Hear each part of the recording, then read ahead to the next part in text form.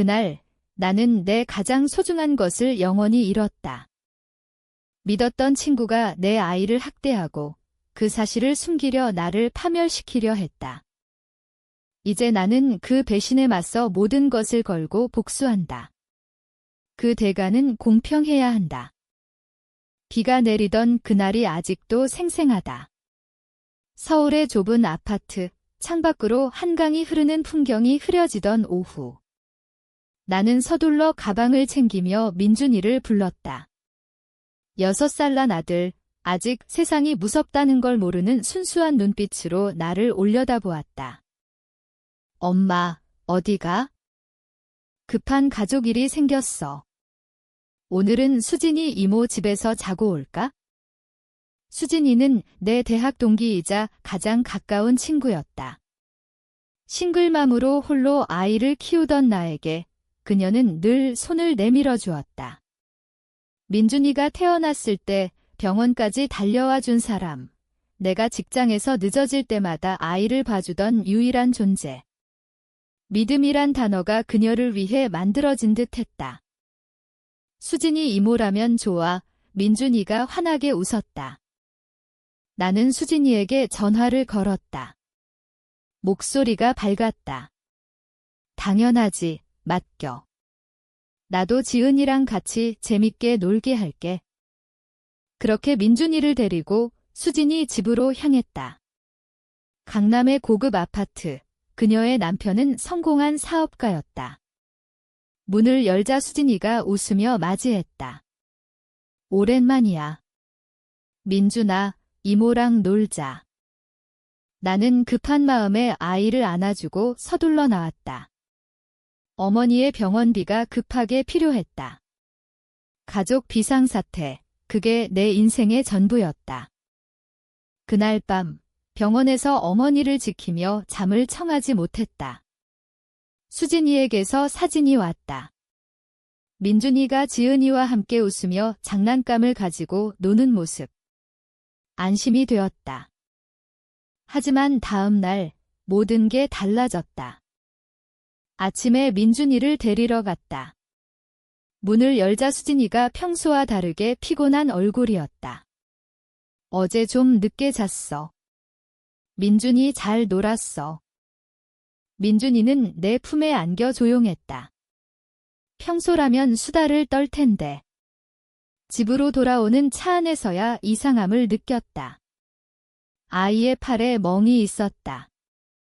작지만 선명한 손자국. 민준아, 이게 뭐야? 아이가 고개를 저었다. 모르겠어. 심장이 철렁 내려앉았다. 수진이에게 전화했다. 민준이 팔에 멍이 있어? 무슨 일 있었어? 그녀의 목소리가 잠시 멈칫했다. 아, 어제 지은이랑 놀다가 넘어졌나 봐. 미안해. 그 설명이 마음에 들지 않았다. 하지만 믿고 싶었다. 친구니까. 그 후 며칠, 민준이가 변했다. 밤에 악몽을 꾸고 울었다. 밥을 먹지 않았다. 이모 집 싫어라고 중얼거렸다. 나는 참을 수 없었다. 수진이를 직접 만나 물었다. 그녀의 집거실, 커피를 마시며. 솔직히 말해줘. 민준이에게 무슨 일 있었어? 수진이가 웃었다. 왜 그래? 그냥 애들이 장난치다 그런 거야? 하지만 그 웃음 뒤에 숨겨진 게 느껴졌다. 눈빛이 피했다. 그날 밤 민준이가 울면서 말했다. 이모가 때렸어. 지은이랑 놀지 말라고. 세상이 무너졌다. 믿을 수 없었다. 어떻게? 왜? 조사했다. 수진이 집 CCTV를 요청했다. 그녀는 거부했다. 프라이버시야. 경찰에 신고했다. 아동학대. 하지만 증거가 부족했다. 수진이는 부유했다. 변호사를 고용하고 모든 걸 부인했다. 더 충격적인 건 그 다음이었다. 수진이가 나를 고소했다. 명예훼손. 내가 거짓말로 나를 공격해. 내 삶이 흔들렸다. 직장에서 소문이 났다. 싱글맘, 정신 불안정. 해고되었다. 수진이는 내 약점을 알았다. 내가 과거에 우울증으로 치료받았던 기록. 그걸 이용해 나를 미친 여자로 만들었다. 아이를 빼앗기려 했다. 아동보호소에서 민준이를 데려가려 했다. 어머니가 불안정하니. 그 순간 증오가 피어났다. 이건 단순한 학대가 아니었다. 배신이었다. 가장 믿었던 사람이 내 인생을 파괴했다. 왜? 나중에 알았다. 수진이 남편이 나에게 관심을 보였다. 우연한 자리에서. 그녀는 질투했다. 그 질투가 아이에게 향했다. 그리고 나를 제거하려 했다. 나는 결심했다. 법으로 안 되면 다른 방식으로. 복수는 시작되었다. 증오가 내 안을 채우기 시작했다. 밤마다 민준이를 안고 울었다. 아이의 작은 몸이 떨리는 게 느껴졌다. 엄마, 무서워. 이제 괜찮아. 엄마가 지켜줄게. 하지만 어떻게? 나는 약했다. 돈 없고 힘없는 싱글맘. 수진이는 모든 걸 가졌다. 돈, 권력, 사회적 지위. 먼저 증거를 모았다. 몰래 수진이 집 근처를 맴돌았다. 그녀의 일상을 관찰했다. 남편과 다투는 소리가 들렸다. 당신 때문에 내가? 지은이, 그녀의 딸도 이상했다. 학교에서 문제아 소문이 났다. 과거를 파헤쳤다. 대학 시절, 수진이는 늘 나를 질투했다. 내가 장학금을 받을 때, 남자친구가 생겼을 때, 하지만 나는 몰랐다. 친구라고 믿었다. 민준이의 상처가 아물지 않았다. 정신과 상담. 의사가 말했다. 트라우마예요. 가해자를 멀리해야 해요. 하지만 법은 느렸다. 수진이의 변호사가 모든 걸 막았다. 나는 일을 그만둔 후 프리랜서로 겨우 버텼다. 어머니의 병원비까지. 빚이 쌓였다. 어느 날 우연히 수진이 남편을 만났다. 카페에서. 그는 미안해했다. 모르는 일이에요? 아내가. 그가 털어놓았다. 수진이가 과거에도 아이를 학대한 적이 있다고. 지은이도. 하지만 돈으로 무마했다. 그 말을 녹음했다. 첫 증거. 하지만 부족했다. 더 깊이 들어가야 했다. 수진이의 약점을 찾았다. 그녀의 남편 사업에 문제가 있었다. 세금 탈루. 내가 과거 회계 일을 했던 게 도움이 되었다. 자료를 모았다. 친구라고 믿었던 다른 사람들에게 물었다. 대부분 수진이 편이었다.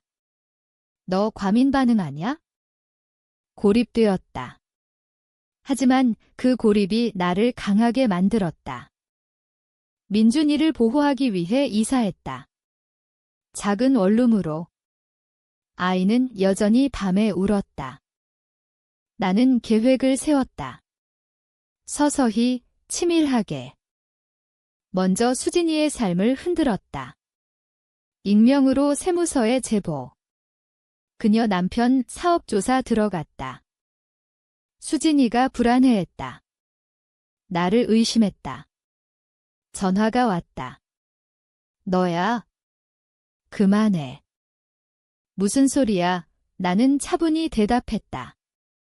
그녀의 목소리가 떨렸다. 처음으로 복수의 맛을 느꼈다. 하지만 아직 시작이었다. 아이의 상처는 평생 갈 테니까. 수진이의 삶이 서서히 무너지기 시작했다. 남편의 사업이 조사받으며 자금이 얼어붙었다. 그녀는 화를 냈다. 지은이에게 더 심하게. 나는 그걸 알았다. 지은이 학교 선생님에게서 제보받았다.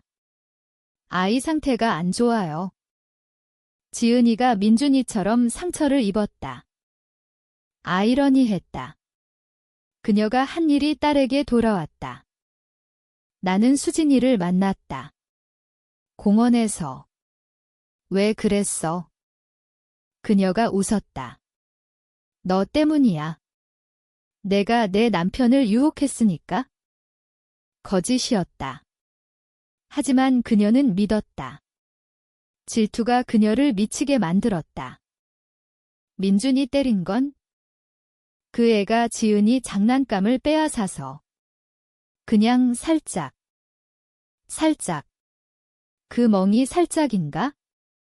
나는 참았다. 아직 때가 아니었다. 더 깊은 약점을 찾았다. 수진이의 과거. 대학 때 그녀가 누군가를 괴롭혔다. 그 피해자가 지금 변호사였다. 연락했다. 그는 증언해 주었다. 수진이의 성격. 법정에서 다시 싸웠다. 이번엔 증거가 쌓였다. 녹음, 제보, 과거 기록. 수진이가 패배했다. 학대 인정. 벌금과 상담 명령. 하지만 부족했다. 그녀는 여전히 웃었다. 이게 다야? 아니. 이제 본격적이었다. 나는 그녀의 사회적 지위를 공격했다. SNS에 익명으로 사실을 올렸다. 증거 사진과 함께. 소문이 퍼졌다. 그녀의 친구들, 동창들 모두 등을 돌렸다. 남편이 이혼을 요구했다. 더 이상 못 버티겠어? 수진이가 무너졌다. 나에게 전화. 제발 그만해. 미안해. 미안해. 이제야. 늦었어. 민준이의 트라우마는 여전했다. 아이가 그림을 그렸다. 검은색으로 가득한. 나는 더 나아갔다. 그녀의 모든 걸 빼앗기로. 수진이가 절박해졌다. 집을 팔고 이사했다. 하지만 도망칠 수 없었다. 나는 그녀의 새 삶을 파괴했다. 새 직장, 익명 제보. 과거 학대. 해고되었다. 지은이가 아동보호소로 갔다. 일시적으로. 수진이가 나를 찾아왔다. 비 오는 날, 내 집 앞 왜 이렇게까지 해? 내가 내 아이를 망쳤으니까. 그녀가 울었다. 나도 후회해. 하지만 너도 잘못했어. 잘못. 내가. 그 순간 증오가 폭발했다. 하지만 참았다. 법이 다시 움직였다. 이번엔 지은이 학대. 증거가 확실했다. 수진이가 구속되었다. 잠시. 석방 후 그녀는 변했다. 술에 빠졌다. 남편과 완전 이혼. 나는 민준이를 데리고 상담을 계속했다. 아이가 서서히 웃기 시작했다. 하지만 내 아내 증오는 사라지지 않았다. 수진이가 다시 연락했다. 만나자. 사과할게. 만났다. 카페에서. 그녀가 말했다. 모든 게 내 잘못이야. 용서해줄 수 있어? 나는 웃었다. 용서. 그게 가능할 것 같아? 그녀의 눈에 공포가 스쳤다. 나는 마지막 카드를 꺼냈다. 그녀의 모든 비밀. 불법 자금, 남편과 함께한. 그걸 언론에 넘겼다. 그녀의 삶이 완전히 끝났다. 수진이가 파멸했다. 모든 걸 잃었다. 집, 가족, 명예. 그녀가 나를 저주했다. 너도 행복할 수 없을 거야. 하지만 나는 행복했다. 민준이가 웃을 때 법이 그녀를 처벌했다. 실형. 교도소에서 편지가 왔다. 미안해. 정말. 읽고 찢었다. 민준이가 물었다. 이모는 이제 어딨어? 먼 곳에. 아이의 상처는 서서히 아물었다. 나도. 하지만 복수는 후유증을 남겼다. 밤에 꿈을 꾸었다. 그 배신의 순간. 새 삶을 시작했다. 새 직장, 새 친구. 하지만 믿음은 조심스러웠다. 수진이가 출소했다. 몇 년 후. 그녀를 만났다. 우연히. 그녀가 말했다. 잘 지내? 네. 그녀의 눈에 후회가 가득했다. 나는 돌아섰다. 공평했다. 그녀가 내게 준 고통만큼. 하지만 완전한 승리는 없었다. 잃은 건 돌릴 수 없으니까. 시간이 흘렀다. 민준이가 컸다. 10살, 밝은 아이로. 엄마, 과거 얘기해 줄래? 언젠가. 나는 용서하지 않았다. 하지만 증오는 옅어졌다. 수진이는 어디선가 조용히 살았다.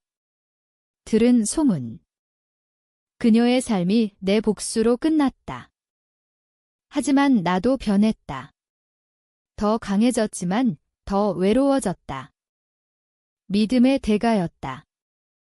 이제 나는 안다. 배신은 사람을 파괴하지만 복수는 자신도. 공평한 대가. 민준이를 안으며 생각했다. 이게 끝인가? 아니, 삶은 계속된다. 상처와 함께. 하지만 우리는 살아남았다. 그게 승리였다.